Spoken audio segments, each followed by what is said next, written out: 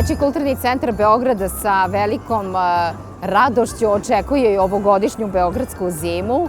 Svake godine smo ovde sa mališanima uz bogat program, tako će biti i ove beogradske zime. Očekujemo novogodišnju magiju, lepe raspevane muzičke dečije hitove i nadam se da će svi Beograđani uživati zajedno sa nama i naravno svi oni gosti koji nam dođu u Beogradu u posetu.